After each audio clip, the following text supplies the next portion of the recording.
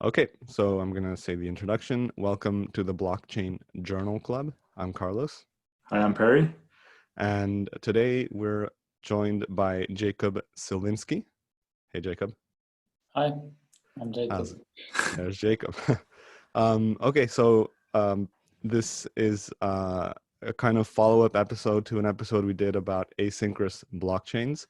And we're very happy to have the author of that paper joining us today so that we can kind of go deeper into some of the questions we had and hopefully get a better understanding of the paper, which was quite interesting. So I guess maybe let's just introduce each other and ourselves. So Perry and I are basically most of the time PhD students at McGill University. I'm in the computer science department and Perry's in the physics department. And on our spare time, mostly on our spare time, we like to work on blockchain problems. And what we've mostly worked on is using blockchain for certain scientific applications. So we've come up with protocols for including scientific work into the proof of work procedure, as well as we're working now on seeing if we can include some kind of peer review on the blockchain, things like that. So, and we've started this podcast as a part of like maybe some as a part of kind of growing what we started as a little company where we might do some research or consulting or things like that, and basically to stay on top of the field and kind of read the latest research and hopefully share what we learn. So yeah, do you have anything to add, Perry? Oh, I think you kind of summed it up. Cool. And how about you, Jacob? All we know is that you wrote a cool paper and that you agreed to join us. So if we get a little intro on yourself, that would be great. Okay, so I did my bachelor's and master's in Oxford. Then for 1 year, or a bit more than a year, I was a research assistant in Singapore. Now I'm doing my PhD in Zurich at ETH. Mm-hmm. And now I'm working, for the past 2 years, I've been working on blockchain in general. So yeah, we're going to talk about one of my papers. I mean, it's not published yet. So yeah, it's just on archive yet. Yeah, it's quite recent, but I was just kind of scanning the archive for anything interesting we could discuss, and that seemed appealing. Have you submitted the paper? Yes.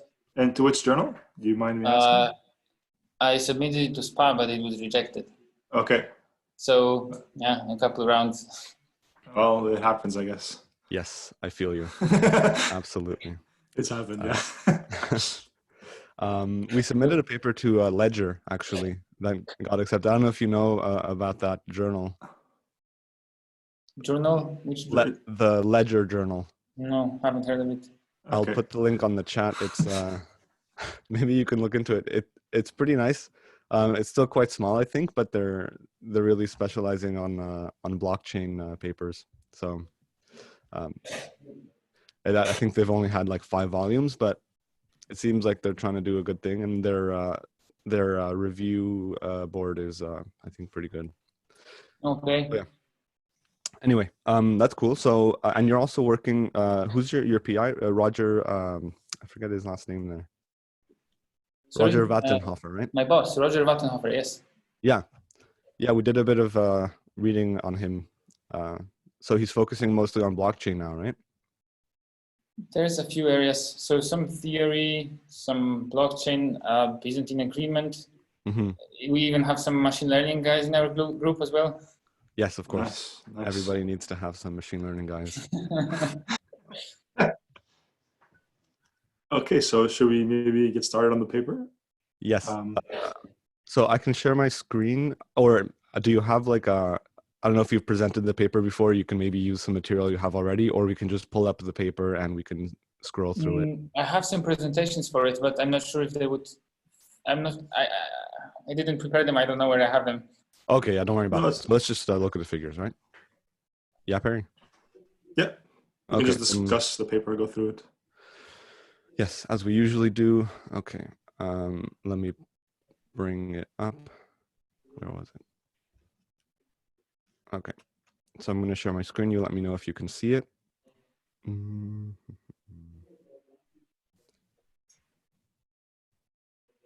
see it? Yes. Excellent. Yeah. So this is, I hope, the latest version, right? Can you scroll down a bit?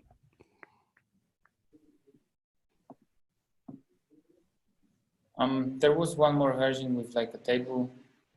There were a bunch of versions. I can send you a bit more recent one if you want. Oh, cool. Yeah, let's look at that. Is it on the archive? No. So okay. I need to send it to you. Okay, cool. So exclusive. We'll get the latest version. Yeah. Not posted yet. Hot off the press. Okay, there's a table. I do not remember a table here. Cool. You're gonna send it by email? Yes. Excellent. It's 2 p.m. for you, right? Yes. Okay. Do you see it? Yep. Yes. I do. Good. Yep. Okay. So I don't know how you want to start, Jacob, but it would be nice if we could get probably like a motivation for like why this is a useful thing to do. I know it's nicely discussed in the introduction, but for the people that haven't read it, that would be cool to go over again. And then just a brief overview of the consensus, and then probably the way we like to go, Perry and I, is go through the paper kind of section by section and see if we understand everything. So I'll let you take over. Let me know where I should scroll. Also. Okay. So now I talk about the idea behind the paper, right? Sure. Yes. Okay. So the idea is, okay. So kind of starting from the beginning, there's Bitcoin, right? And in Bitcoin, Nakamoto writes, to understand what happened, everybody needs to agree on one history of transactions, one order, right? Yeah. And having a total order of transactions is equivalent to consensus. Now, consensus is, it's very precise property, right? You have some inputs, and if they're all the same, you need to agree on that one. If they're different, you need to decide on one of them, and you need to do that in finite time. So the idea behind this paper is, what if you don't need consensus? So it's like this, right? The double spending is one person. They want to spend their money, right? Pay for a Ferrari or whatever, then drive off in their Ferrari, and then they want to somehow spend this money again on something else, kind of taking it away from the person that they spend it to. So yeah, the idea how to relax consensus in this paper is, if somebody tries to do like two things at once, so spend money and before it's agreed upon, do something tricky, like spend it in a different direction, right? Do double spend, then we don't need to provide determination for that person. So it's like... What do you mean by termination? Termination is, I refer to the property of consensus. So consensus has the property that it needs to happen in finite time, right? Right, yeah. So somebody says, I am giving you $10 and I am giving this person $10. Now in Bitcoin, everybody has to come together and they have to decide who got the $10, right? Because it can be both. Right. Now in this paper, the idea is, if we have this dispute, then we don't need to decide. So this guy, in one moment, he said he's giving $10 to this person and this person. It may not be resolved. So we can ignore it. And then this person just lost $10, kind of. Right. This is the relaxation.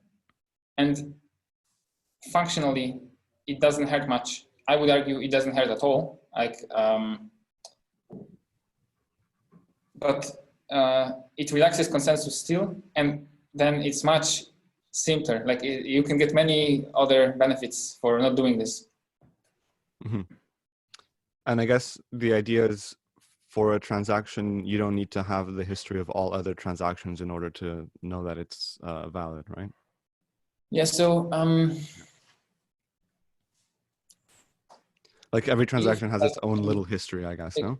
So if some chain of somebody's money, like somebody gives $10 to somebody else, and then they give the $10 to somebody else, and you have no interaction with this kind of $10, you have your own $10 and they don't mix, then they can be processed separately. Yeah. But as it happens in a money system, they're going to mix, right? And they're going to flow from person to person. So ultimately, it all is going to constitute like a history of everything that, similarly to other blockchains, everybody needs to process. So it's not really like you have completely separate things, but they can't be separate depending on what happens to them, right? Or maybe we could have a condition that they don't mix, like in, I don't know, I say, yeah, but that would be two different cryptocurrencies, right? Yeah, but so it's not inherent to the basic idea of relaxing consensus, right? Okay. By the way, I think you should be able to scroll on this PDF and we should be able to see it. I gave you control. I should be able to move around. I think so, yeah. You want to try? I'm trying now, and okay. Huh. Are you moving the mouse? Who's moving the mouse right now? I am. Oh, okay. But it gave me the option to give control to Jakub. Yes, it tells me, the Zoom tells me you can control color scheme. Cool. But now I move my mouse, I scroll, or I use arrows, nothing happens. Oh, I think I need to make a change on my OS here. Now I should, because that might be useful. So let's do that. Okay, let me try that again. Okay, can you try now, Jakub? No. Okay, well, Nothing. that was okay, we tried. Anyway. Okay, so the idea is to relax the requirement that Bitcoin has that the entire network needs to resolve entirely the history of all transactions, right? Yeah, so the idea is we only have this relaxation for what we view as misbehavior, right? Because if you say you want to spend your $10 to this one person and there's no alternative, right? Because you're not going to sign a conflicting transaction, then we still have to guarantee that it's going to be terminated in finite time, right? So yeah. So I guess the point is you want to punish the person trying to double spend instead of punishing the network for figure out which one is the valid transaction, right? Yes. So everything is the same as in other Bitcoin or what have you. The difference is if you have conflicting transactions, then we don't need to accept exactly one. We need to accept at most one. Right. Perfect. But it might happen that none of them is accepted if you have conflicting ones, right? Right, and that's the risk you take for trying to double spend, I guess. Yes. But wouldn't then, if you're creating conflicting transactions, wouldn't the entire network need to be aware of that somehow in order to identify that there exists a conflicting transaction? I'm not sure I understand. I guess we'll get to that when we go through the protocol. Yeah, we'll probably get to that. If you create conflicting transactions, it may happen that one of them is confirmed. It is guaranteed that at most one is confirmed. But if you misbehave like severely, so you send one transaction to half of the network, the other conflicting one to the other half of the network, it may also happen that none of them ever are going to be accepted. Sure. Yeah. I guess we'll get to it probably in the actual protocol.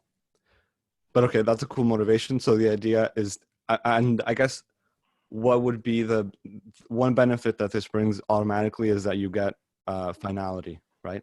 I don't know if they're like, if they go together, the asynchronous property and the property of finality, but the idea is, okay, so in that case, that's nice because in Bitcoin, like you say in the paper, right, all you gain over time is reduced probability that your transaction will be rejected, right? It's just kind of a building up of confidence as more blocks get mined on top, but you never get kind of a final approval, right? Yes, so Bitcoin is not final, like it's probabilistic. That's one thing. Another thing is not asynchronous, right? So network attacks, or if somebody, like if an adversary that wanted to destroy Bitcoin controlled entirety of the internet, right? They could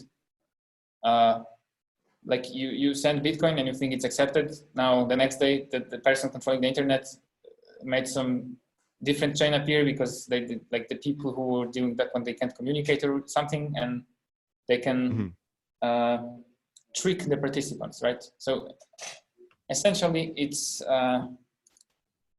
you can interfere with what happens by controlling the network, right? Like the communication aspect. Yeah. Yes. Right. Okay, so this is a problem that we don't often see with attacks on Bitcoin, basically, right? We often think about the 51% attack, but this is kind of often not thought about. So it's interesting. There are some papers about eclipse attacks or stuff like that, right? Okay. We should maybe look into that as well. I mean, many people are going to argue that many of these attacks are not practical. Many of these people are going to argue that, yeah, I mean, or selfish mining, right? Some people are going to say this is not practical and not a problem. Some people say this is going to be something. I mean, if you can get rid of that, that would be nice. Yeah, For I mean, all this is like a social layer on top of the technology, right? Deciding on how to communicate. Like it's a game theory problem, I guess, on top. So here, with respect to asynchrony, right? It would be nice if we had a fully asynchronous protocol. Then we have like the guarantee that even if somebody like bombs the internet, if it gets cut in half, still nobody is going to be disadvantaged. Yeah. But this could happen like in countries, right? Where countries can control the internet somehow or something, right? In separate pockets, I guess. Yeah. Yes. I mean, I don't. Yeah. No, it's fine. I understand the motivation. Cool. So maybe we can go on to the protocol. How you actually achieve this this property. Wait. So also another bonus is that you kind of go around the need for proof of work, right? Yes. Which is nice. So this is more like Byzantine agreement angle, right? That there are some proof of stake kind of systems that take this angle, or they mix it with something else, right? But, so I would say there are two types of proof of stake. It would be based on Byzantine agreement and based on kind of randomness, like Ouroboros, right? I'm not familiar with Ouroboros. I know what it is, like this Cardano coin, but yeah. So it tries to, if you have Bitcoin, right? You can see Bitcoin as like a lottery that randomly people who participate become the leader, right? Sure. You mine, and you can view this as a random process that assigns, okay, this guy now can issue a block, this guy can issue a block, and it makes it. So Ouroboros tries to do something similar with not proof of work, but provable randomness, right? That you can just generate as a network. Okay. So this is different from Byzantine agreement, right? In Byzantine agreement, it's just communication and agreeing what happens. Right. And this randomness happens on chain or off chain? Sorry, what do you mean? The randomness is generated. Yeah. So that's tricky, right? Because how to say that? It can't be completely public. Like you can generate randomness from something that was just in the past on the chain or something, right? Deterministically, I mean, yeah. Yes. So it has to be. It has to come from somewhere, right? And it's not on chain, and it has to be provable that you don't just pick what suits you. But exactly, yeah. Yeah, I mean, Ouroboros, it's like many papers, and I'm not an expert on them, so I wouldn't delve into that too much. Okay, but they're working on that. That's no, like the whole the first contribution, how to do this, right? Is this where to take the randomness from? Yeah, sure. So that it's. Yeah, so that's the basis of Ouroboros. Okay, cool. Do we want to go through the protocol? Let's go. Yes. Well, maybe let's look at your new table, actually. Okay. I guess it's kind of summarizing other contributions, right? And comparing them. Okay. Yeah. Right. So and you sacrifice the smart contract aspect, right? Which is yes. So smart contracts in if you think about Ethereum, right? You have a smart contract, and you, for example, say anybody can pay money to the smart contract, right? Yep. Mhm. And then there might be two strangers that don't know each other, and one says, or they might withdraw money from the smart contract. So one says, I want to withdraw all of the money from the smart contract. The other one says, I want to do the same thing too. So this is two conflicting states, right? So Ethereum would just order them and would say this guy was first or this guy was first. Mhm. Yep. Yeah, but for us, essentially it requires consensus, and we don't have consensus, so we can't do that. So Okay.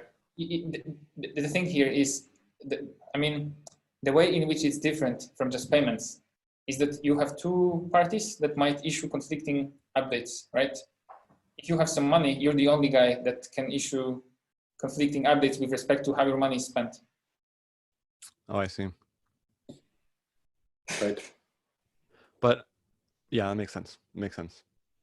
Like with money, there's kind of like a logical truth to the way it's supposed to evolve historically, right? And with a smart contract, there's like no constraints on what kind of updates you can apply to it, right? Both that are like, there's no sense of conflict on the state of a contract's execution, no? I'm not sure if I understand what you're saying. Because I mean, the way I saw Ethereum is like really a generalization of Bitcoin, right? I mean, Yes. a transaction is kind of a Bitcoin transaction is essentially a smart contract with, a very limited set of rules that need to execute. Yes.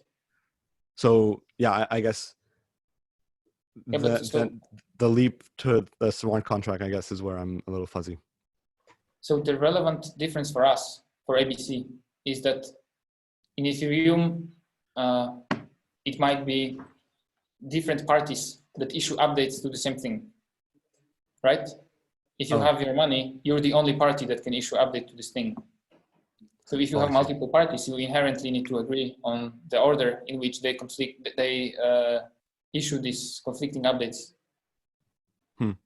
So if you try to do that naively in ABC, it might happen that, like this one guy wants to withdraw money from the smart contract, and some other guy wants to withdraw money from the smart contract in the same time. You can't classify this as misbehavior, right? Because they're just doing what they think, okay? But then it might happen that it never terminates for either of them. Yes, I can see that. Does it make sense? Yeah. Or two guys want to buy the same CryptoKitty, you have to pick who buys it. Exactly. Another thing that we thought of when reading the paper was IOTA. I don't know if you've looked at that project, Jakub. I'm kind of familiar, yes. Because, yeah, I mean, it seemed kind of related, since they also work with DAG, directed acyclic graph on transactions. I don't know what the requirements are on synchrony. But yeah, it seemed like interesting, because also they a little bit go around proof of work, right, Perry? So I think there is proof of work. I'm not sure if my opinion on IOTA is controversial, but it might be. So please. I don't like it.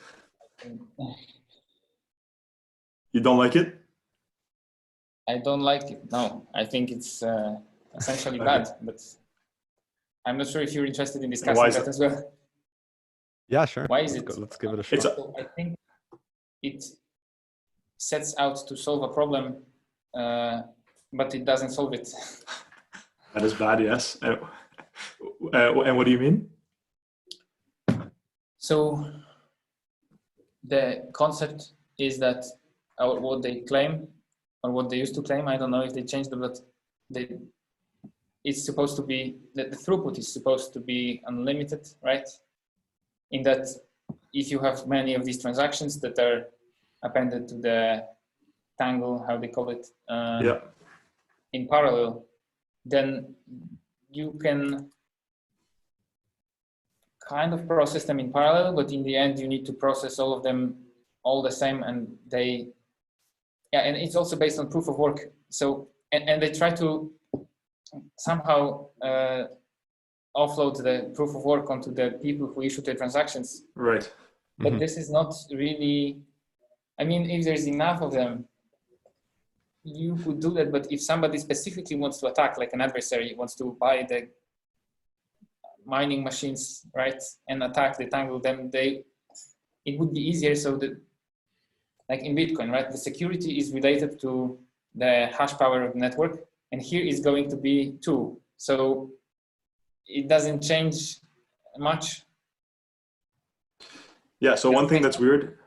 Yeah. So they claim they get free transactions, right? But actually, what they're doing is just offloading all the hashing of the miners onto the people performing the transactions. Yes. So you're right. So if you could just produce a bunch of transactions on top of your invalid or your fake or evil transaction, you can sort of verify your own transactions. So the thing is, if you claim mining Bitcoin is expensive, like there's a lot of energy and you don't want to spend it. Right. But also security of the system is inherently associated with the energy that you spend on doing this, right? The more energy you spend on mining Bitcoin, the more secure the system is. Yes. Yeah. So then if you just change the party who does that, it doesn't change all that much, at least with respect to security, or then you, I think it's, yes. So it is playing with words, right? You claim free transactions because there's no mining fee or no one is mining, but actually you're paying for the transactions by using your own energy to confirm other transactions, and then you just ship. So yeah, and beyond that, I think it also has to do with the security itself. Sure, because now, yeah, go ahead. Sorry. So they used to have this coordinator, right? Which was essentially an authority that was able to, indicate what's okay and what's not okay on the blockchain of IOTA. Yeah, so I'm not sure what the state of the project now. So I know before used to be some sort of centralization involved, but I don't know how it works now actually. Yes. So if you have a party like this, then there's many better solutions, right? Sure. And I'm not sure if they were able to remove that or if they will be able to remove that. Yeah, I'm not up to date on the current state of the project. Yeah. Okay. But yeah. I guess were they the first ones to introduce the idea of generalizing the blockchain into a DAG?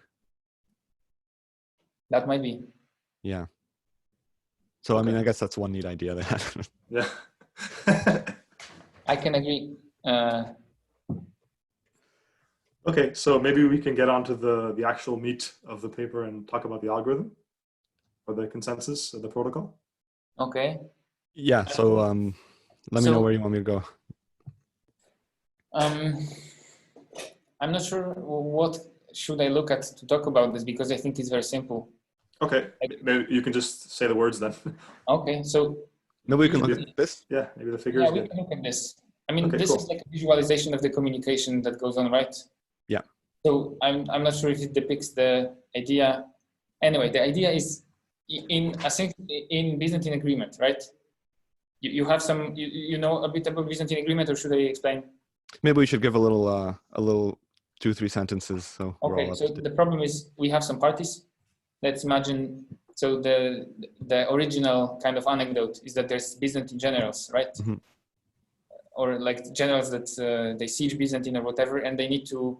So they're in different places, and they can send messages to each other, and they have to agree on whether to attack or not. So if they will be in disagreement, so if some of the generals in the end attack, but some others will understand that they don't attack, then the attacking ones are going to fail, and it's going to be just all around bad. So they all of them either need to attack or all of them need to agree that they don't attack. And some of these generals are like agents of the enemy, and they just want to screw up with the communication. They want to get some of the generals to attack while some others don't attack, right? So yeah, you can apply this concept to agreeing on the order of transactions, right? In Bitcoin or any other kind of It's consensus, right? Sorry? It's some sort of consensus. Yes. Right. So usually when you say consensus, you mean there's like the time difference, right? Or maybe you have crash failures, right? Where some of the computers can fail and you don't know. So you can't wait forever for messages from those computers. And Byzantine consensus, Byzantine agreement, right, is a consensus where some of the participants can purposefully try to like mess up the property, right? And send conflicting messages to different parties or whatever. Mm-hmm. So malicious participants, basically. Yes. Okay, so the thing here, so okay, now can you scroll up a bit, I think. So there were the properties of consensus. Up. Okay, so yeah, here, so consensus, it's agreement, right? So they need to decide on an outcome that is the same. If some agent decides something, then every honest agent, so if a general decides to attack, then eventually all of the other honest generals have to see that and attack as well. Then if all of them initially suggest to attack, then that has to be the outcome of the process. If initially all of them say we don't attack, then that has to be the outcome of the process. That's also invalidity. And termination means we can't go on forever, just, yeah, we can just stop and say we don't do that. We just wait. Yes. Okay, so the thing with Byzantine agreement is it's very easy to satisfy all same validity, right? So if all of the parties have the same input, they usually just send around this input, right? And then if you see, okay, all of them have the same, or the parties which I said can see the communication from have the same input, now I can immediately decide on that input. So all same validity is quite easy if you don't have conflicts. Right. And that's what we make use of here. So if everybody sees the same transaction, they just see the transaction, they acknowledge it, and that's it, it's confirmed, right? So, yeah, and if there's different transactions, so some guys see one transaction, some guys see some other transaction, then some of the guys can say, okay, I see that I vouch for this transaction. Some other guys can see that the other one vouch for this one. And it can stay like this forever with like them split between the two and not accepting either one. Does that make sense? Yeah, I have a question for the all same validity though. If you're doing this, like thinking about your protocol, doing it asynchronously, then how do you define like all same? Like what is the entirety of the network in this case? I guess you have some threshold, no, where you say this is our like level of agreement that we're okay with. Yeah. So how to say that? Look, if all of the participants have the same input, right? You have to agree on that input, even though in a synchronous network, it may be that you never actually see the input of all participants, right? Does that make sense? I guess, yeah. So you have some guys, okay? It's like, how to... Okay, so imagine you're like a god or whatever, you supervise this. So there's these 100 generals, and you see each of their inputs, and some of them may crash, so not send their input at all, right? Some of them are Byzantine, so they may, we don't talk about the inputs of the Byzantine ones because they can have whatever input, right? So you see the inputs of the honest ones, mm-hmm. And then it's possible that your algorithm never reviews some of the inputs of these guys, but nevertheless, it has to guarantee that if they have the same input, it has to be this one as the output. Okay. I guess maybe we'll see it more in detail later, like with your protocol. But yeah, I agree. Like if you have some kind of, some entity that has access to the entire set of inputs, right? Then yes, it makes sense that you can easily guarantee all same validity, right? But if you have this like fragmented, decentralized system, I guess that's where it becomes kind of trickier, I guess. But I guess the point is, if they all have the same input, they should agree on the same thing, right? Yes. So you don't need to, the algorithm doesn't need to reveal that they all have the same input. It just has to guarantee that if they have the same Okay, input, sure. Yeah. this is the output. Yeah, perfect. Cool. So you want to go to the next, to your definition, I guess? Yes, we can scroll down. So yeah, now this is like a more The ABC formal case. relaxation of what we don't do. So we, instead of termination, instead of saying you always have to have some agreement value, we say you only need an agreement value if there was no conflict. Right. So yeah, this is the relaxation, and that's all. It's all that's needed to. That's the thing. So all same validity is easy to satisfy. Now, all of the tricky parts of Byzantine agreement are when the honest parties don't have the same input. So we just say we don't need to do that because in terms of cryptocurrency, having conflicting inputs is a proof. I mean, it testifies to the misbehavior of the issuer, right? Yeah. So that's it simplifies a lot. Perfect. Yeah. So this is, yeah, okay. This is a nice summary of the problem and like how you're trying to fix it. So now let's go to, maybe go to the protocol itself. So this is, I think this is where we had the most questions, but I don't know if you want to go through the figure or you want to go through the definitions, or I don't know how you want to do it. Okay, so maybe we can stay here for a bit because so just having asynchronous, this kind of consensus, which is not consensus, it's not that novel, right? There's been, for example, there's been this Potsy paper that proved formally that consensus is not needed for a cryptocurrency. So all of what we've said so far is not the contribution of this paper, right? But the contribution here is that it's permissionless, in that we show that if the guys just send money to each other, so you have these generals, right, in the Byzantine agreement. So you can have one general have like a letter that says, okay, now this guy is going to take over and he's going to speak for me.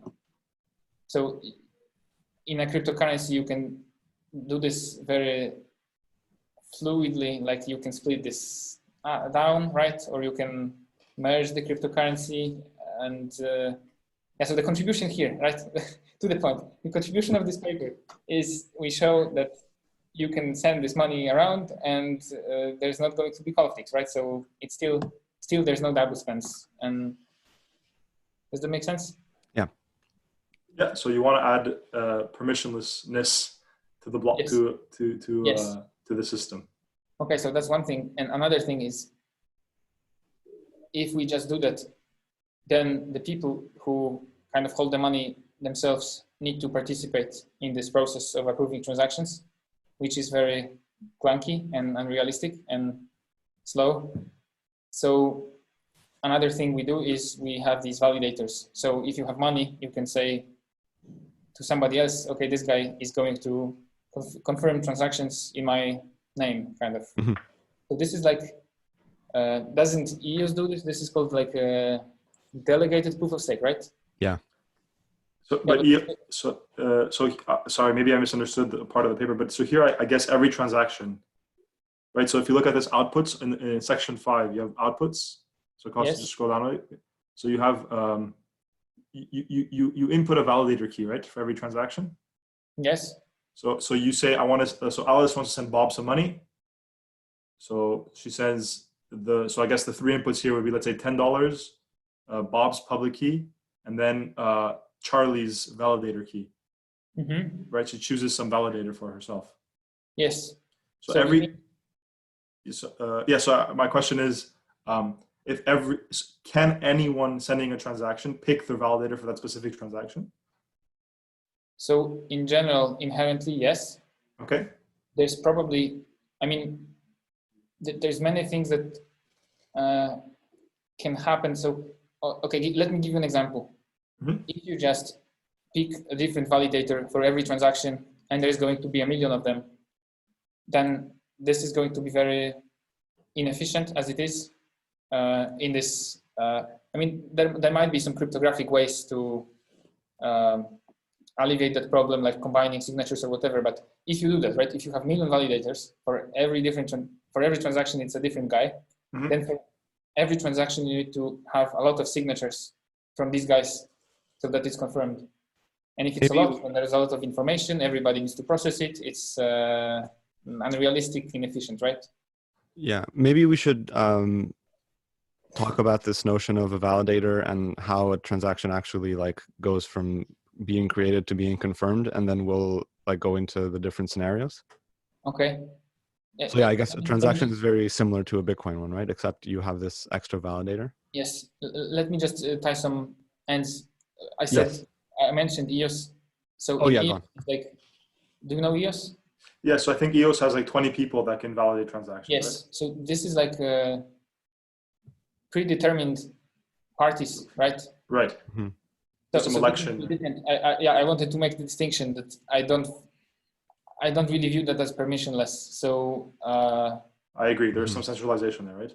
Yes. 20 people have some special power over the network. Yes. So I want to make it clear that here it's like we want to make it permissionless in that anybody can be the validator and it can change over time, and it can be only then that would be warranted to call it permissionless, right?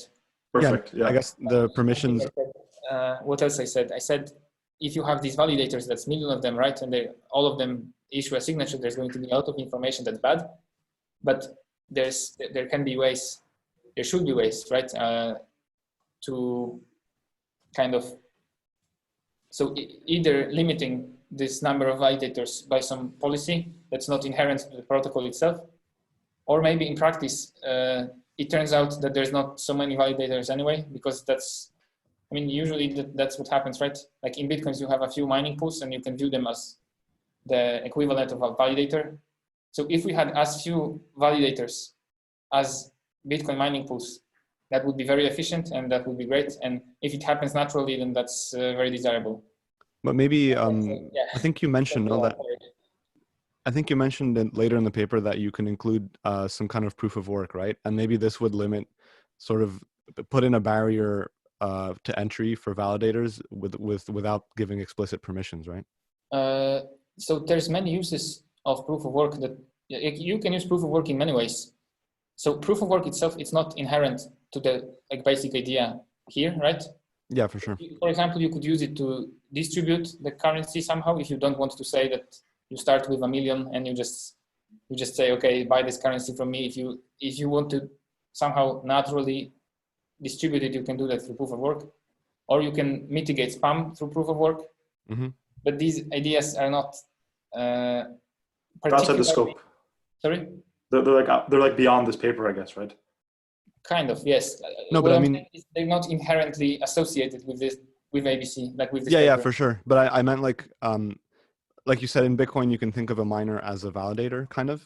And yes. And the thing that's limiting the number of miners or validators is that there's some kind of cost to entry, right? So something like that could probably be applied in some way here, right?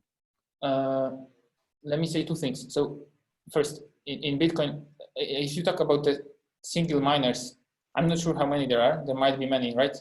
But the mining pools is what I count as a validator, because this is the actual guy that kind of, you could view that as a coalition with this administrator of the mining pool as actually having the last word of what we do, and right? Yeah, for sure.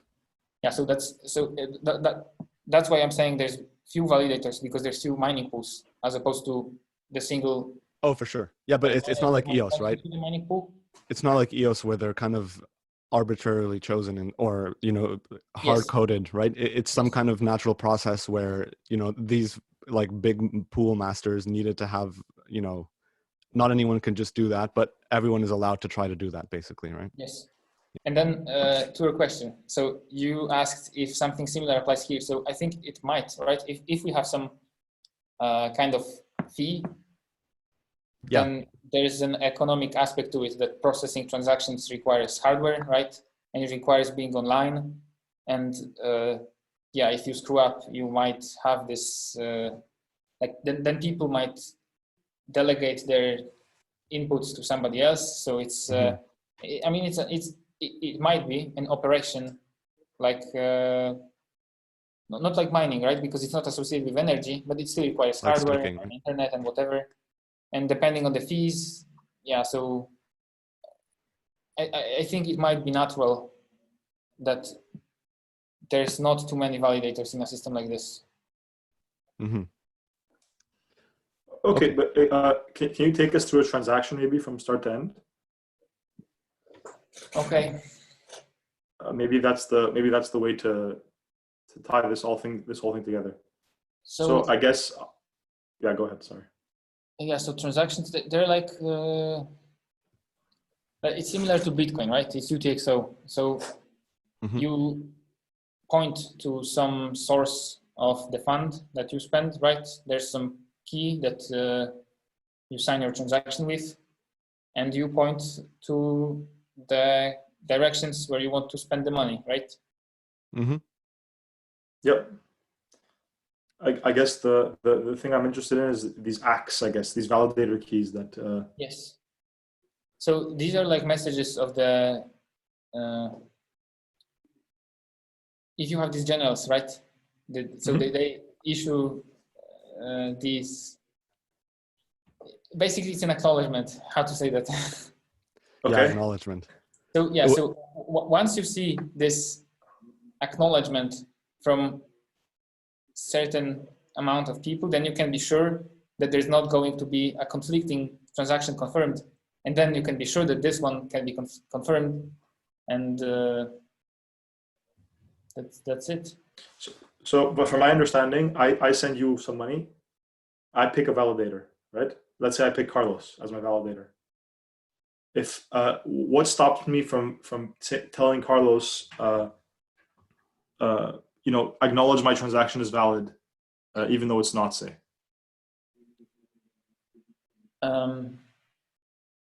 So you mentioned picking a validator. Yeah. So here we have, in this paragraph, you have outputs, right? You meant the validator key. Yep. Oh, so this is the guy you delegate this output to, right? To verify. Not to verify, but to be the person that's. It's not really like this. It's you don't pick the guy that confirms your transaction. 2/3 of the validators need to confirm your transaction every time. But if anyone, let's go into what the validator key is more specifically then, right? Okay. Yeah. Yeah. So validator key is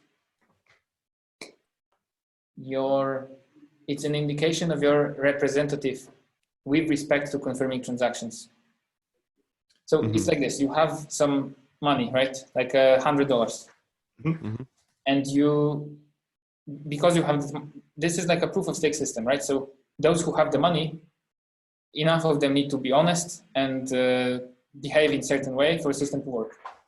So by you having this money, you should issue these acts, and you say, okay, I think these transactions are fine, or these are the transactions that I saw first, right?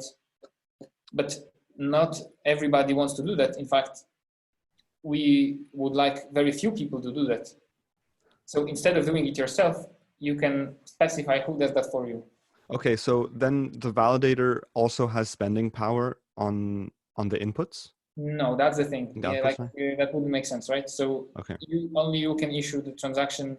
That's why there's two keys, right? So owner key is your key that you can testify that it's you spending the money. Then validator key is for the guy who just issues the acts, right? But he can't sign. I mean, if he signed a transaction, right, with his validator key, then it's visible that this is a validator key, not an owner key. So that would be like any other invalid transaction. No, but I guess my question is, since I guess maybe this ties into something later on, but the ACK has some kind of weight, right? and it's directly what the output is that you're spending, right? Like, yes. so the bigger the transaction you make, if I spend 1,000 Bitcoins, then that ACK is worth more than if I spent 100 Bitcoins, right? For that Yes. transaction. And then, but that value that's associated to the transaction is not at all controlled by the validator, right? It's not at all Controlled by the validator. So a validator validating a transaction for $1 is the same as a validator validating a transaction for $1,000. Yeah, surely Okay. it is weighted by the value, right? So you have the value in an output. Yeah. So the kind of power to act of the validator is going to be proportional to the value. Yeah. So the thing is, yeah, I mean, that's it. But the validator cannot issue a transaction that spends the. Okay. Does it make sense? Carlos? Yeah, it makes sense. I guess then maybe it goes back to Perry's question of like, if you can pick any validator, then like, I don't know, it feels like there could be some kind of manipulation here in the fact that the validator doesn't really have a cost to doing this, right? Or other than like the assumption that this person is acting honestly, right? So now we're talking about the assumptions, right? I guess Under which the system works. Because maybe, in Bitcoin, there's a cost to being malicious, right? Like Yes. You have to invest a certain amount of energy to double spend. Yes. Right. And then here, an invalid ACK would just like, what would be the thing that prevents an invalid ACK from being generated, I guess, is my question. So there's a few things I would say. Maybe first thing I would say is this is not really different from other proof of stake systems, right? Like the point of proof of stake is to get rid of this cost of constantly spending energy forever, right? Yeah, so first thing, it's not different. Second thing, there's different, okay, so this is not, again, this is not inherent to any proof of stake, but you could have a policy where, for example, I mean, if the validator misbehaves, right?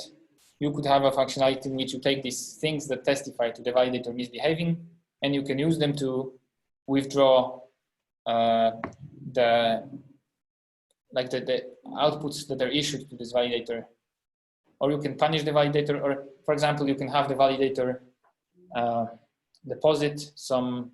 So stake some coins, maybe. Yes, maybe the validator needs to deposit some collateral to be a validator, right. And then if he misbehaves, you withdraw that collateral from him. It just disappears or whatever. Yeah. So yeah, there's many. I would call them policies, with respect to which you can augment the protocol in a way you see suitable, right. But they are not inherent to this idea of relaxing consensus, right? So, yeah, this paper doesn't focus on it. I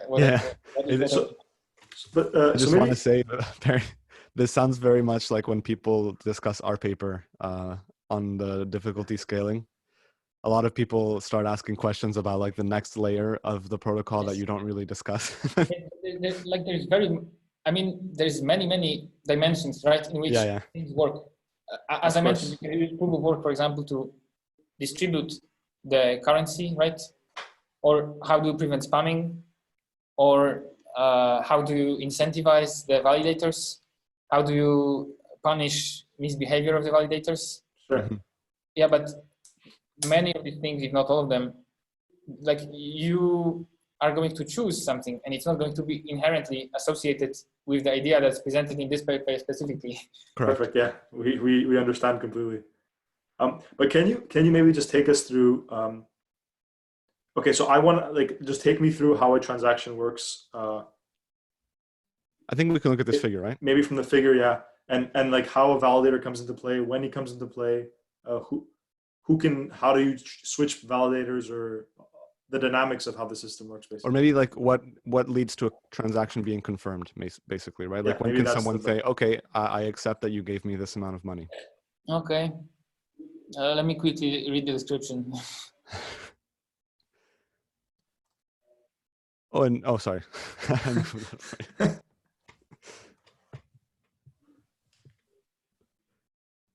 Okay, so imagine we have this Genesis, right? And in Genesis, we say guy number 1 gets 4 Bitcoins, guy number 2 gets 4 Bitcoins, and guy number 3 gets 3 Bitcoins. Perfect. And there's some validator key. It's not written here, but V1 is for the first output, V2 is for the second output, V3 is for the third output, right? Just by the way, I think there's V2 twice here. So maybe when you That's fine, yes, that's 2x of the same guy. guy. Okay. The same guy making 2x? Okay, got it.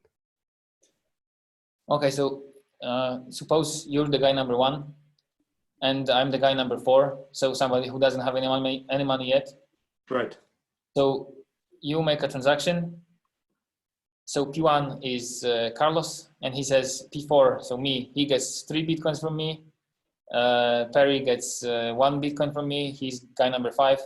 I issue this transaction, and for now, that's it. Like, I mean, signs it with the owner key and broadcasts it to the network. Then it needs to be confirmed, right? So some validators. Sorry, but in this output of this transaction, am I also putting in a validator key? Yes, so P4 and P5 are going to be associated with validator keys. So that P1 has chosen. Sorry? That P1 has chosen? Yes. Okay, so P1 chooses. You could write, yeah. Apart from the outputs and who you're sending money to, you choose who's going to validate the transaction. Yes. Okay, so he's chosen, I guess, V1 and V2 in this case. No, so just one of them, no? So here you could, in all of these outputs, if you have P14, P24, P32, everywhere you could also write V with the same subscript. It's just not written here, okay? And okay, sure. There's this validator key that's indicated. So yeah, in this first transaction in the middle, right, where Carlos was sending me any money. Yep. Next to this P43 is V4, which is some validator key that Carlos chosen. And next to P51, there is V5. So these are going to be the validators that will issue ACKs for these outputs. So each output gets a validator? Yes. Okay. So this is the act of delegating this output to this guy, right? Yeah. Okay.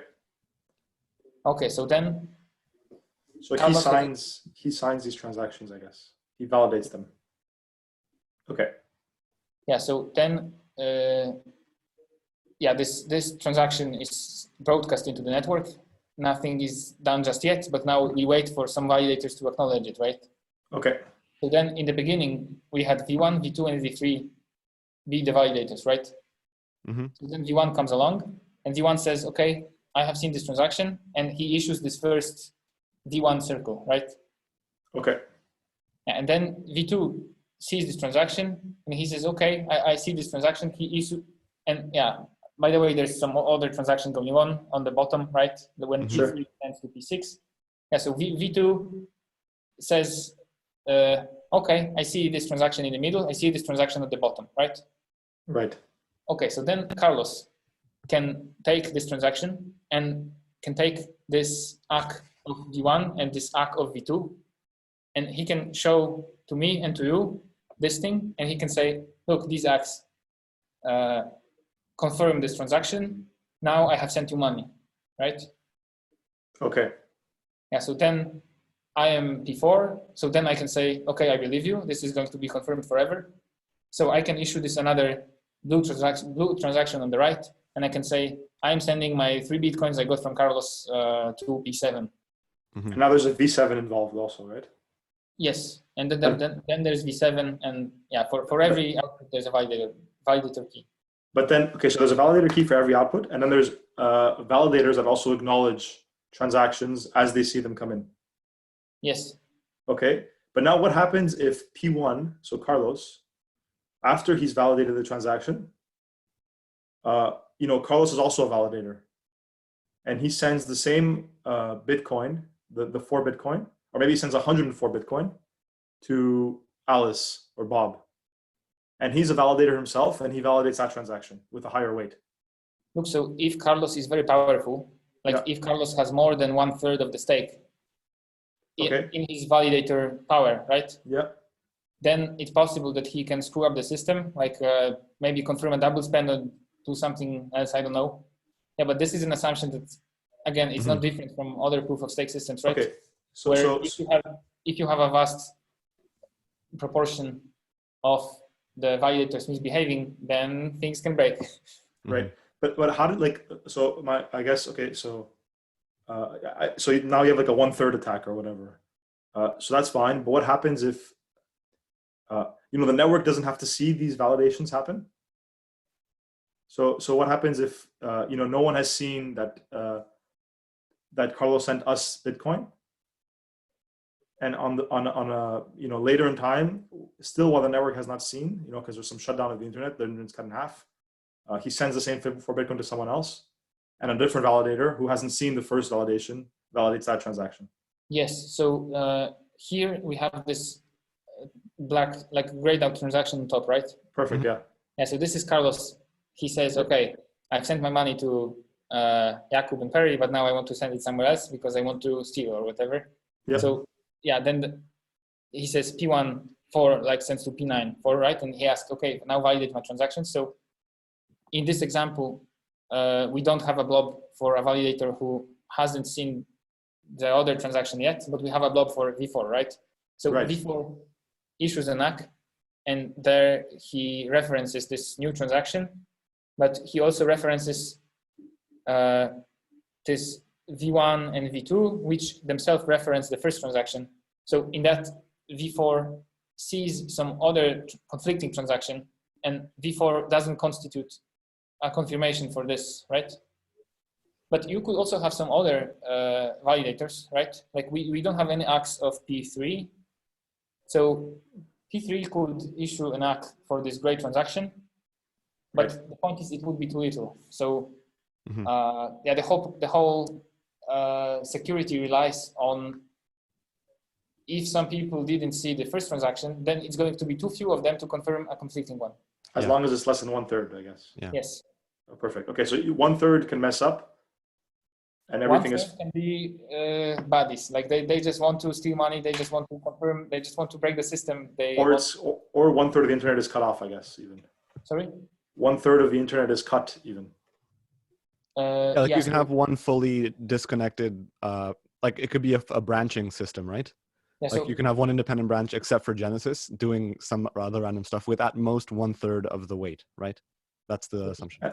Yeah, here's the thing with asynchrony, right? You can have portions of the internet cut off, or you can just cut internet in half, and it might deny the liveness, right? So it may prevent new transactions from being confirmed. So for as long as the internet can't communicate, you can have like nothing going on. Right. But yeah, but the point is that there's not going to be something undesirable happen, or if you have a confirmed transaction, it's not suddenly become not confirmed. So yeah, and then after you kind of reconnect, you can just go on as if nothing happened.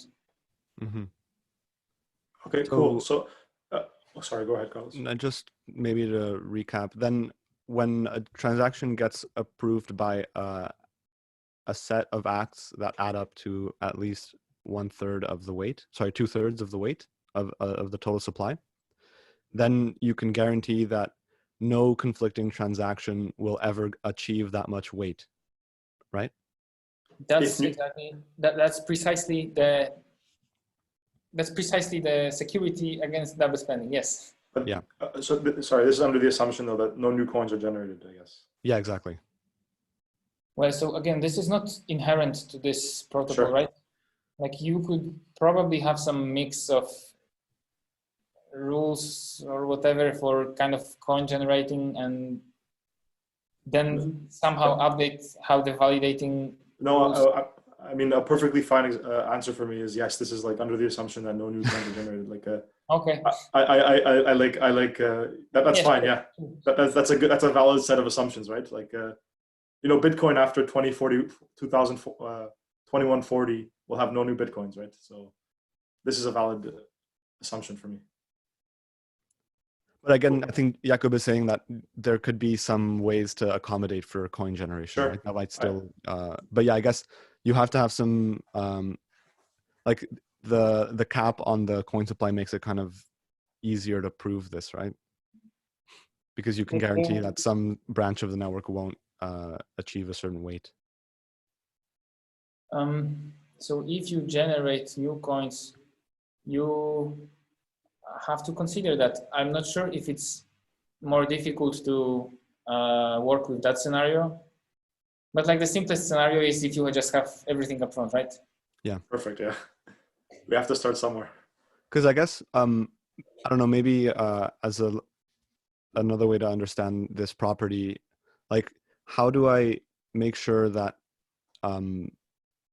okay, maybe it's just an assumption, but could it be that weight, you know, a validator decides to start validating on a conflicting sort of subgraph, and thereby approve a double spend? You know, like could a validator sort of be hopping back and forth between honest and dishonest subgraphs here?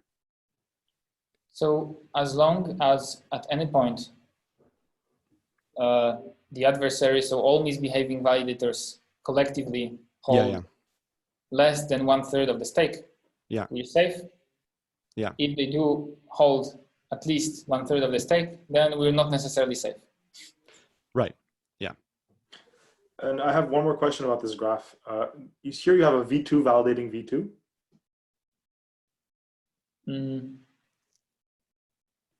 V2, we have V2 pointing to one transaction where P1 spends money and where P3 spends money, right?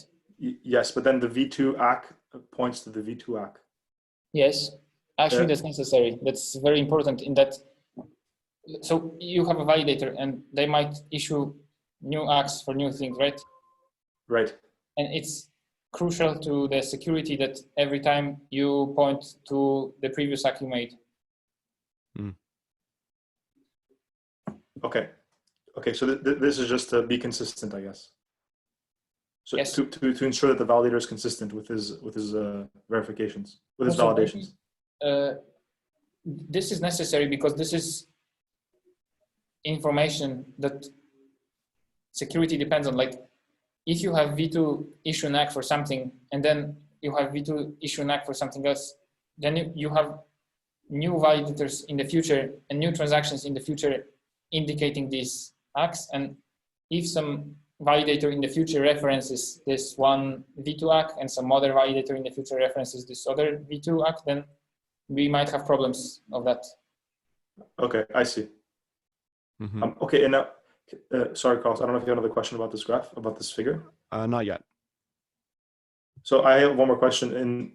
So what would be the process of becoming a validator? Like how would I become a validator for the network? How will you become a validator? You generate a key pair.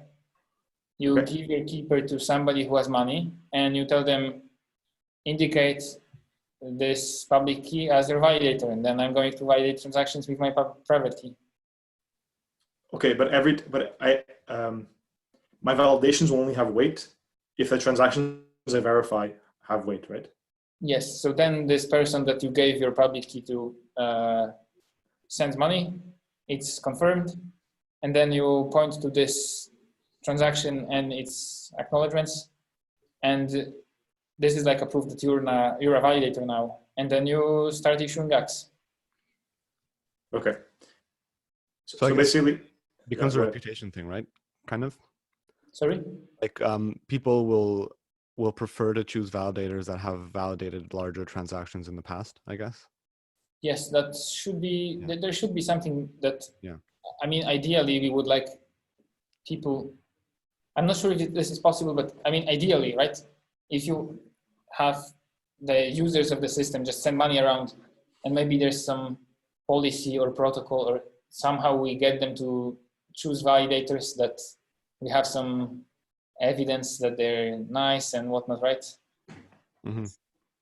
Yeah, but ultimately, I think maybe we have to rely on. Yeah, never mind, right? There's social. Ultimately there's this assumption that no more than 1/3 of the validator kind of stake is adversarial. Mm-hmm.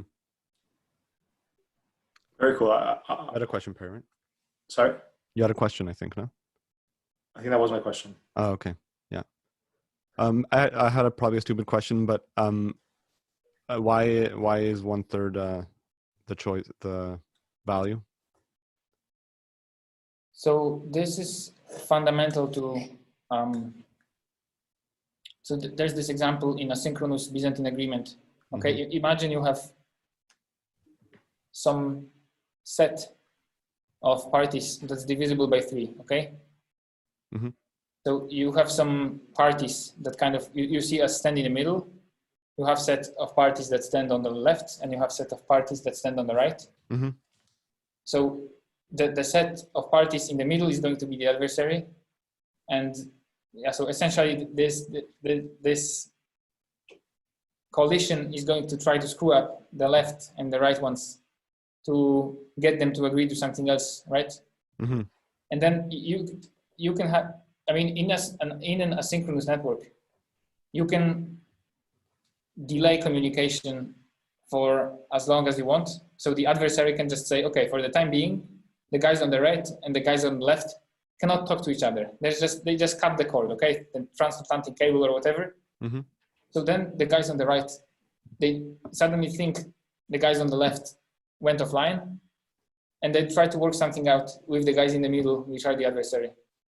Okay. And yeah, the same happens for the guys on the left. They suddenly think, okay, the guys on the right went offline, but thankfully we have 2/3 still. So the guys in the middle and us, they make 2/3 of the system. Okay. So we can work something up with them. So then you have a situation where the adversary, like, there's no communication between the right and the left, but they think they can work something out with the adversary. So the adversary says, okay, let's agree on something to the left guys, and says, let's agree on something different to the right guys. Yeah. And in this way, yeah, they can have different agreement outputs. The kind of man in the middle. Yes. Okay, well, yeah. That's a nice analogy. That's a nice analogy. Yeah, the thing is, in an asynchronous network, you assume the adversary controls the network. So then you just say, you delay the communication for as long as necessary to have some agreement, like with this adversarial party, right? Mm-hmm. Yeah, so, yes. Yeah, in this example, the adversary constitutes 1/3. Mm-hmm. So this is a proof that it's always necessary for the adversary to constitute less than 1/3. Yeah. Perfect. I like that. Sorry? I like that explanation. Very clear. Very clear. Very nice. Thank you. I'm not the author. It's like a, yeah. I don't know, Carlos. For me, it was. I definitely understand a lot more now. That's for sure. Cool. So yeah, I think that gives a pretty clear picture of what's going on. And what else is left? I think the other the remainder of the paper was kind of what we had already started touching on, which were like additional layers to the protocol, right? Yeah. Like transaction fees and money creation and things like that. I don't know if we have any other questions in terms of that stuff, Perry. I don't think so. I think. I mean, I guess it's probably necessary at some point, right? Because you want to reduce spamming attacks. So these things might probably be useful. I don't know, Jakub, if you can give some more insight into that. Well, so. I mean, is there some transaction? If there's no transaction fees and no like cost for being a validator, then I guess you can The way just. I see it is, this is not really that much different from other proof of stake systems. Yeah, exactly. So, yeah, there's many people, like many very smart people working on this, right? Mm-hmm. And so my contribution in this paper is having this system, like taking advantage of relaxing the consensus a little bit, right? Mm-hmm. And having the system be permissionless and also kind of practical in that the validators, there doesn't need to be a million of them, but there can be a few. Mm-hmm. And all of the other things, I'm sure that there's thousands of more qualified people who can say, a lot better stuff than me. Yeah, but I mean, if you're asking my opinion to prevent spamming, you can have a little bit of proof of work, or you can have a fee. Like, I mean, in Bitcoin, in principle, you can spam in Bitcoin, right? But you just pay a transaction fee for every transaction. Yeah, exactly. So you can do the same here. Right. I guess you would also need some incentive to validate, right? Yes. Maybe that, you know, the fee plus the proof of work can give you some sort of incentive to validate and some some spam proof. But I think that was what was cool about IOTA. No, maybe to be controversial here, but didn't they like put the validating as an incentive to create a transaction? Like, sorry, creating a transaction had the cost of validating, right? So it kind of packages everything together. Yes, but I think you should, so notice this, in IOTA, they kind of market this as a lightweight way to do this, right? Don't they? Yeah, It doesn't have maybe a small device that sends... for Internet of Things, yeah. But yes, I think lightweight, also free, right? Yes, but then every time you send a transaction, you need to participate in this process of consensus where you identify the transactions that you like, you identify the transactions you don't like, right? Yeah. So you contribute to this proof of work, you know, common good. So this is not really, I don't think it's more practical. So I guess maybe the point is IOTA, every time you want to send a transaction, you yourself have to do some hashing or whatever, or some proof of work. You have to validate 2 other transactions. Right. But here, I think it's just a set of validators that maybe have specialized hardware or whatever that you're delegating this verification or validation to somebody that's specialized in this, I think. Yes, but let me point out that in all of these systems, right, that don't have some hardcore sharding or channels, right? So on this base layer, I mean, you can have channels, but I'm talking about the base layer. You have to, so when you say you validate one transaction, you have to validate all of the previous transactions. You have to validate all of them. You have to, like, everybody validates everything, right? So to send a transaction in IOTA, you have to be like a miner. There's no... Well, you have to validate like the subset of transactions that your transaction depends on, no? You have to go back to the genesis, I think, yeah. But only on the path that leads to your transaction. Exactly, yeah. That's true, but so in IOTA, they, let me make this comparison. So in here, right, these paths can be very autonomous, right? But like very IOTA, disjoint? Yes. I mean, not really, because you have to have these validators that overlap between different, so no, you can't. But about IOTA, you rely on this tangle going a certain way and growing like a blockchain. So if it's too wide, there's no security, right? Yeah. You're saying because you can validate such a small subset of all the transactions. No, so in Bitcoin, right? Yeah.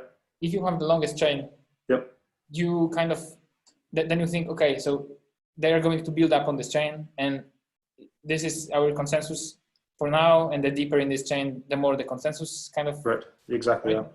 Yeah, but so if you have many different branches, then there's like no consensus. And in IOTA, if you have non-overlapping or kind of partly autonomous or just very wide, this tangle thing, then there's no consensus. You need to wait. Like the latency is going to be associated with this width. I see. So you're saying the wider the branches get, the longer I might have to wait before someone validates my transaction. Oh, I see. Yeah. Because it's 1 over the number of branches, say. Yeah, and there's another problem. So in IOTA, if you have this tangle be very wide, then it's going to be easier for an adversary to create an imbalance on like one side or the other and just create their own, chain where they verify some stuff and then maybe create some chain on the other side. So I think it all it's a trade-off with security, which is not very strong anyway. That's a good point. Nice. Okay, cool. Yeah. Okay, so I think we've done you know a lot about IOTA then. an hour and a half. I was surprised it wasn't mentioned in the paper, but I guess I kind of see why now. It's different, yeah. I don't know. I think we covered everything, right? Yeah, I think we hit an hour and a half. Don't want to take up too much of your time, Jakub. I don't know if do you want to maybe share some comments you got from the referees or something about your paper? Well, I mean, not really. Like, okay, no problem. I'm adamant about this being a nice thing. Right. No, sure. Yeah, you should check out the ledger maybe. Yeah, I don't know what your experience is, but so I think maybe I'm just not very communicative. Sometimes I'm amazed at how I failed in communicating something, but most of the reviews are not very helpful, right? Usually they're just testament to some misunderstanding. And this is kind of, I mean, I had some papers before. Some of them I resubmitted a few times. I know one guy that resubmitted the paper 13 times. 13? Yes. Oh my God. At least he didn't give up. When I was in Singapore, there's one guy in our group said that was his record. That's crazy. Times. Wow. That's interesting. I think I've gone up to 4, so I can understand. So to an extent, I think it's going to be a lottery kind of always. Like you can always get bad reviews, right? And I mean bad reviewers. Maybe they can just misunderstand. To give you an idea, right? When I said I submitted this to SPA, there were 3 reviewers. 2 of them, they had like a big problem with the assumption that the adversary does not acquire more than 1/3 of the stake. Okay. And they were like, the previous paragraph, you said the honest parties can just send money to the adversary. So there's nothing stopping him from acquiring like all of the money. So then they're not honest anymore, right? Sure. Yeah, we had similar issues, I think, with a misunderstanding of what we were writing. I think no matter how simple you think you're making something, it's not simple enough, right? That's just what I've come to learn. So, and it also depends a lot on the audience, right? Like what the journal you're sending it to. They might just not be super, knowledgeable on specifically your sub branch. Yes. So, I mean, and especially in this area, right? In blockchain. Everything is new. I think there's many newcomers, and at least my experience so far has been that the reviewers are like you're very vulnerable to bad luck with them. Nicely put. Yeah, it's very tricky. Well, it may also be true that I just write badly. I'm probably not a very good writer. Maybe this paper is not very communicative. No, I mean, go ahead. Yeah. No, I mean, I was saying it's very thorough, right? Yeah. And all the definitions are up front, so that's nice. But I think it's more about like over communicating sometimes, like saying, okay, you just have to make everything super explicit in order to make sure no one misunderstands. But there's also a problem like often reviewers when they don't understand something, they end up feeling more negatively about the paper, even though the paper might still have valid contributions, Yes. So that's kind of like, I don't think that should be the case, you should ask for clarifications and then make a decision. Sure. That's why you have rebuttals, but it seems like not many people read them. Oh boy. Yeah, so my boss says he's against rebuttals because people just ignore them. Wow. Yeah. It's a very weird world. But thank God for the archive. We can still discuss stuff and share it. Yeah, maybe you can keep us posted also on this. We'd like to see it when it's published. Okay, I will. Yeah, definitely. Yeah, thanks for coming on. I mean, I don't know if you have anything else to add. I just had a question. I mean, is it what kind of stuff are you looking at now? Once this is done. So recently, I've been thinking about asynchronous Byzantine agreement. Okay. There's still like, I mean, there's quite a big question of. Okay, so there's this paper. Mm-hmm. I think it's like a stock paper, so acclaimed and whatnot. Let me Google it. You can solve asynchronous. Sorry? If I can Google it, do you think I can get the keywords for it so we can maybe pull it up quickly? If you Google asynchronous Byzantine agreement stock. Stock? Yes, best without K. Okay. It's Symposium on Theory of Computing.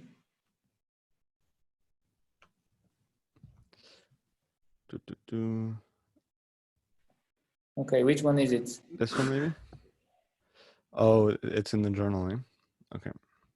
There's also a journal version of this paper. Yeah, but anyway, I didn't want to recommend this paper. I wanted to say that I believe it's wrong. Oh, cool. Nice. That's perfect. Yeah, there's this, I have a colleague in my group that's like, she spent a lot of time on this, and she is very, like, she devoted a lot of time to this paper, because I mean, if it was true, it would be like a big result. That we think what this paper does might be impossible still. Yeah, so I've been thinking if it's, I've been thinking about this problem, about asynchronous Byzantine agreement. So you know Benor or not? I don't. There's this old paper about asynchronous Byzantine agreement. So if it's completely asynchronous, right? And if you have like a linear fraction of the parties be Byzantine, then yeah, in this original, in this paper of Benor, he gives like a simple algorithm to have agreement in exponential time. So the idea is that it's probably impossible to do that faster than in exponential time. Okay. Yeah, and this stock paper, it was, I mean, it sets out to prove that they can do it in polynomial time. Okay. Yeah, but we think it's wrong, and we think maybe we will prove that it's impossible. Yeah. Nice. So it's like some mathematical issues, problems you're trying to solve also. Like a proof? Mathematical. Well, everything is mathematical, right? No, so sure. Science is a subarea of mathematics. I guess it's a, but it's a so I should have said it's more of a theoretical issue you have with this. It's not a practical thing you're trying to solve. Is it theoretical or practical? It's theoretical mostly. I mean, so there are some practical implications, but sure. I mean, immediately it's mostly theoretical. Yes. Nice. Cool. We'll stay tuned. Any other questions, Perry? No, I think I'm good. Thanks a lot for coming on. I mean, yeah, super appreciate it, Jakub. And spending an hour and a half with us. Yeah, very generous. Okay, I'm going to stop my screen share. Okay, well, if there's nothing else, thank you so much again for joining, Jakub. All the best of luck with submitting the paper and keep us posted. Upcoming proofs. Okay, well, I'll end the call now, and thanks again, Jakub. Best of luck. Thanks a lot. See you later. Send me the link when you upload it. Oh yes, we'll do. We'll be in touch. Okay. Ciao. So, thanks for having me. Thank you. See you later.